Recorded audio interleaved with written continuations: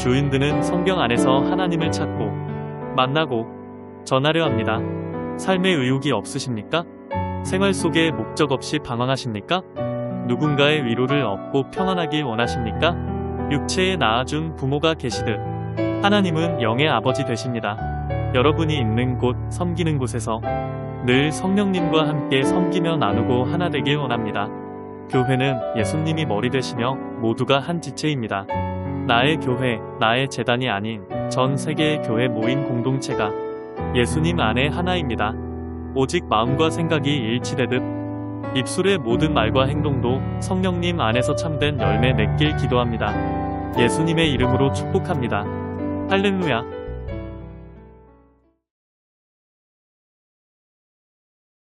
샬롬 주인드입니다. 남자로 태어나면 3번만 울어야 한다. 라는 말이 있습니다. 첫 번째는 태어날 때이고, 두 번째는 부모님이 돌아가셨을 때며, 세 번째는 큰 뜻이 꺾이거나 나라를 잃었을 때를 말합니다. 이는 여자보다 남자가 강함을 보여주는 것이며, 함부로 눈물을 보인다는 것은 약한 것이고, 이는 남자가 아니다. 라는 유교에서 나온 말입니다. 그러므로 남자로 남들에게 슬픈 일이 생겨도 눈물을 흘리거나 통곡하며 울기란 힘듭니다. 그러나 요즘 젊은 사람들은 꼭 그렇지 않습니다. 남자아이가 울어도 부모가 달래거나 그 이유를 물으며 대화로 풉니다. 신약 성경에서도 예수님께서 하나님이신데 이 땅의 사람들을 보며 불쌍히 여겨 우셨다는 표현을 비통히 여겼다라는 말로 해석합니다. 예전 신약 성경에서는 민망히 여겼다라는 표현을 사용하였습니다. 그 의미는 약간 틀립니다. 민망이란 의미는 타인과 자신을 비교하여 바라보았을 때 부끄러운 일이 되거나 탐탁지 않은 일이 될 때 사용합니다. 그러나 비통이라는 의미는 마음 깊은 곳에서 울분이 터지는 것을 말합니다. 요한복음 11장을 살펴보면 이는 예수님께서 유대인들에게 돌에 맞을 뻔하다가 그 자리를 피한 사건이 있은지 얼마 되지 않은 이후의 일입니다. 그래서 문맥을 잘 읽어보면 나사로의 누이들이 예수님께 사람을 보내어 나사로가 병이 들었음을 알렸는데 예수님은 그곳에서 이틀이나 더 계시면서 이는 하나님의 영광을 위함이라고 말씀합니다. 이에 그 누이들이 예수께 사람을 보내어 이르되 주여 보시옵소서 사랑하시는 자가 병들었나이다 하니 예수께서 들으시고 이르시되 이 병은 죽을 병이 아니라 하나님의 영광을 위함이요 하나님의 아들이 이로 말미암아 영광을 받게 하려 함이라 하시더라. 예수께서 본래 마르다와 그 동생과 나사로를 사랑하시더니 나사로가 병들었다 함을 들으시고 그 계시던 곳에 이틀을 더 유하시고 요한복음 11장 3절부터 6절 말씀입니다. 여기서 보면 이 병은 죽을 병이 아니라 하나님의 영광을 위함이요 했습니다. 이 문맥을 잘못 이해한다면 예수님이 하나님이심을 잊고 나사로가 죽지 않을 병이라 착각한 뒤 시간이 지나서는 어라? 나사로가 죽을 병이 아닌 줄 알았는데 죽었네? 하는 꼴이 됩니다. 그렇기 때문에 이는 그런 뜻으로 예수님이 말씀하신 것이 아님을 꼭 아셔야 합니다. 예수님은 하나님이십니다. 그리고 예수님께서는 나사로가 죽을 병에 걸려 곧 죽을 것을 알고 계셨습니다. 그런데 그렇게 말씀하신 이유는 그 뒤의 말씀과 같이 하나님의 영광을 생각하신 것입니다. 즉, 나사로는 죽을 것이지만 하나님의 영광을 위하여 그가 죽어야 하며 죽게 내버려 두는 것이 맞다. 라고 판단하여 나사로와 그 누이를 사랑하시지만 곧장 가지 않고 그곳에서 이틀이나 더 계신 것입니다. 예수님께서 말씀하신 것을 결코 오해하여 이해하는 일이 없길 바랍니다.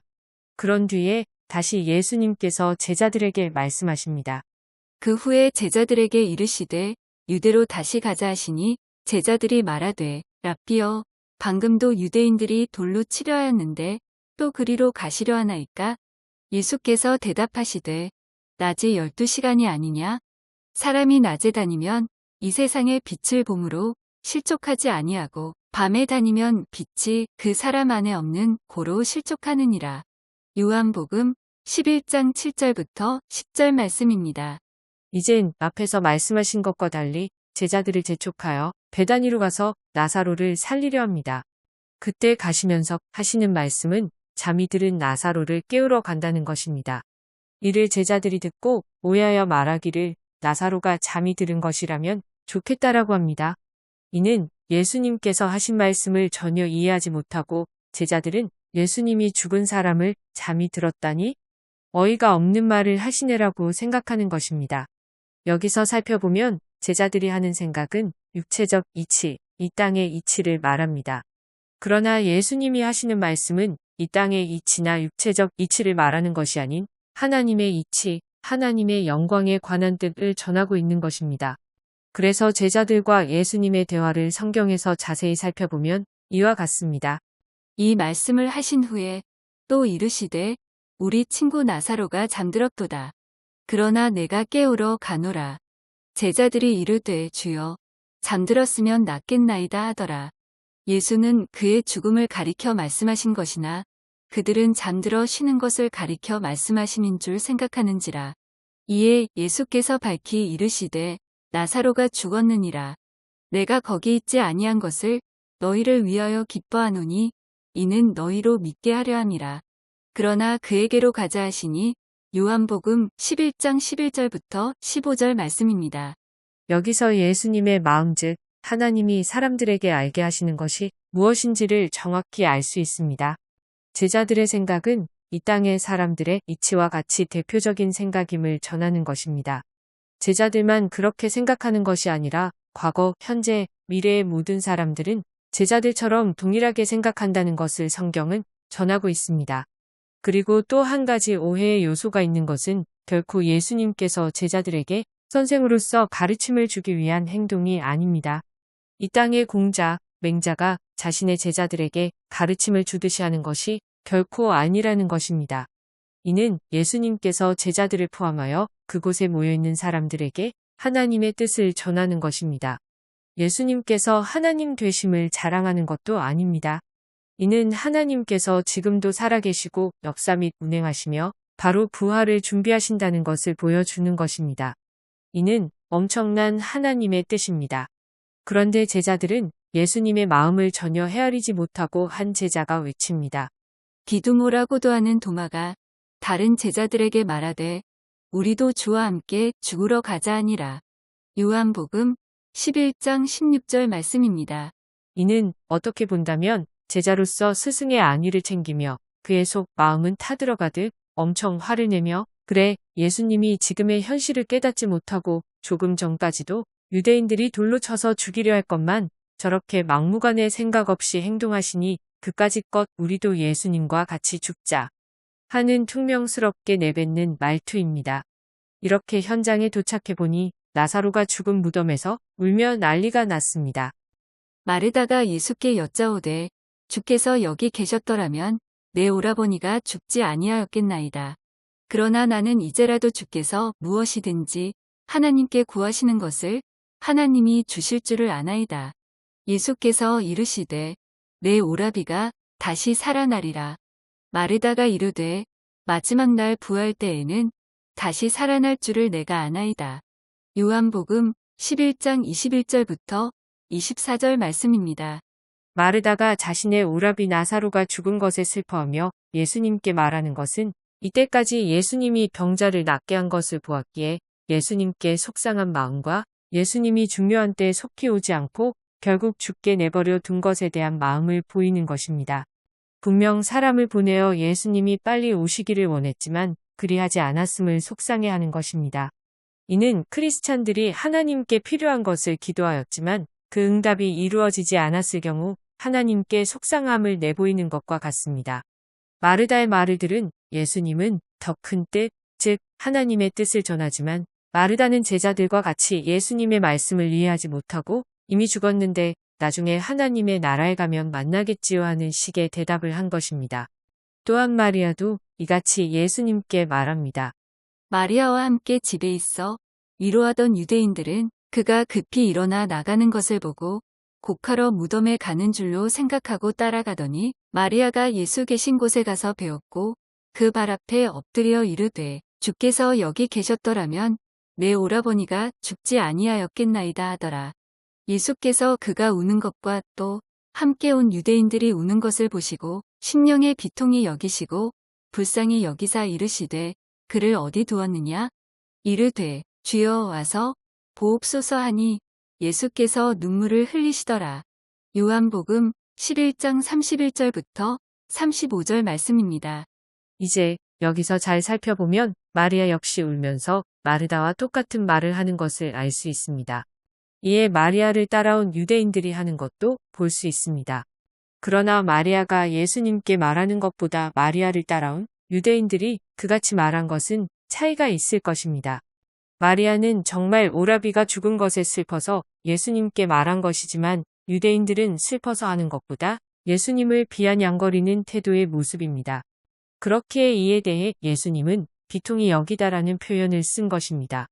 그 뒤에 눈물을 보이신 것은 나사로의 죽음보다는 사람의 육체적 나약함과 마귀로부터 고통받는 영적 세계를 보고 눈물을 흘렸다고 저는 생각합니다. 왜냐하면 분명 요한복음 11장에 마르다가 사람을 보내어 오라비인 나사로가 병이 들었고 곧 죽을 것 같은 위급을 알렸을 때 예수님은 속히 가시지 않고 하나님의 영광을 생각하여 머물렀기 때문입니다. 그분은 나사로의 죽음에 대해 눈물을 보인 것이라면 처음부터 그 죽음을 막기 위해 급히 달려갔을 것입니다. 이에 대해 대부분의 설교자들은 예수님께서 비통히 여기는 것과 눈물을 흘리는 것에 나사로의 죽음에 대한 슬픔이라고 전하고 있습니다. 또한 예수님도 이 땅에 사람의 몸으로 오셔서 나사로의 죽음을 본 것이 바로 사람의 슬픔을 가지신 것이라고 설명합니다. 전혀 틀린 말은 아니겠지만 저는 그런 방향보다 예수님께서 이 땅에 오신 목적을 더 중요하게 생각하고 싶습니다. 마리아를 만나기 전에 분명 마르다와 나눈 얘기는 이 땅의 죽음보다 부활을 강하게 전하셨기 때문입니다. 나사로가 다시 살아날 것을 아시는 예수님께서 굳이 나사로의 죽음에 대해 눈물을 흘릴 필요는 없다고 생각합니다. 오직 눈물의 의미라 한다면 바로 나약한 사람이 마귀로 인해 그 죄 때문에 얽매여 살고 있는 모습에 눈물을 흘리지 않았을까 하는 저의 생각입니다. 여러분, 예수님은 사람의 몸으로 오신 것이 사람의 슬픔을 맛보기 위해 경험하기 위해 온 것이 아니라 첫 번째는 하나님의 영광이요, 두 번째는 마귀를 멸하기 위함이며 세 번째는 마귀에게 속아 죄에 갇혀 지내는 나약한 사람들을 구출하기 위함입니다. 예수님께서 하나님이신데 사람의 몸을 가지지 않고 사람을 이해할 수 없을 것 같습니까? 하나님께서 사람을 창조하셨다는 것을 잊으셨습니까? 누구보다 사람을 잘 알고 이해하며 에덴 동산에서 선악을 알게 하는 과실을 먹은 아담과 하와에게 무화과 잎으로 만든 옷 대신 가죽 옷을 입히신 분이 누구입니까? 바로 하나님입니다. 누구보다 사람의 나약함을 굳이 사람의 몸으로 땅에 오지 않고도 아는 분입니다. 그러나 예수님께서 사람의 몸으로 오신 목적은 앞에서 말한 바와 같습니다. 그는 근본 하나님의 본체시나 하나님과 동등됨을 취할 것으로 여기지 아니하시고 오히려 자기를 비워 종의 형체를 가지사 사람들과 같이 되셨고 사람의 모양으로 나타나사 자기를 낮추시고 죽기까지 복종하셨으니 곧 십자가의 죽으심이라. 빌립보서 2장 6절부터 8절 말씀입니다. 그는 보이지 아니하는 하나님의 형상이시여 모든 피조물보다 먼저 나신 이시니 만물이 그에게서 창조되되 하늘과 땅에서 보이는 것들과 보이지 않는 것들과 혹은 왕권들이나 주권들이나 통치자들이나 권세들이나 만물이 다 그로 말미암고 그를 위하여 창조되었고 또한 그가 만물보다 먼저 계시고 만물이 그 안에 함께 섰느니라. 골로새서 1장 15절부터 17절 말씀입니다. 크리스찬이라면 알아야 합니다. 하나님의 자녀라면 확실히 하나님의 뜻과 마음을 헤아려야 합니다. 성경은 이 땅의 육체를 위해 전하는 것이 아니라 하나님은 영이시며 아버지와 아들과 성령께서 하시는 일이 무엇인지를 성경을 통해 볼 수 있어야 합니다. 예수님께서 이 땅에 오신 것은 썩어질 육체를 위해 오신 분이 아닙니다. 사람들은 병들고 아프며 죽음을 두려워하여 그 감정을 넣어 성경을 바라봅니다. 그리고 위로를 얻으려 합니다. 성경을 그런 방향으로만 본다면 하나님의 큰 뜻과 마음을 알 수 없고 나 자신의 위로만 삼으려는 욕심이 될 뿐입니다. 나약한 사람을 위해 존재하는 액세서리로 삼으려 할 것이며 그것의 위로를 얻고 필요 없을 땐 버리는 그런 인본주의 생각으로 하나님을 알게 될 것입니다. 분명 예수님도 마르다에게 예수님이 이 땅에 온 목적과 하나님 아버지가 이루고자 하는 그 뜻을 전하지 않았습니까? 예수께서 이르시되 나는 부활이요 생명이니 나를 믿는 자는 죽어도 살겠고 무릇 살아서 나를 믿는 자는 영원히 죽지 아니하리니 이것을 내가 믿느냐? 요한복음 11장 25절부터 26절 말씀입니다. 예수님은 마르다뿐 아니라 과거, 현재, 미래에 이 땅에 있는 영혼 즉 사람들에게 이 말씀을 강력하게 전하는 것입니다. 그래서 사람은 죽는다라는 표현을 하지만 하나님은 잔다라는 표현을 사용하는 것입니다. 사람으로서는 전혀 이해될 수 없지만 하나님 나라의 법으로서는 전혀 이상하지 않습니다. 오히려 정확한 표현입니다. 여러분, 정말 저와 여러분은 하나님을 올바르게 믿고 그분이 영이시며 그분이 하시는 일이 무엇인지를 그 뜻을 명확히 성경을 통해 또한 성령님의 가르침과 인도를 따라 그분을 의지하고 올바르게 성경을 읽고 이해하길 바랍니다. 예수님은 사람의 몸을 입고 오셨지만 그분은 하나님이십니다. 할렐루야!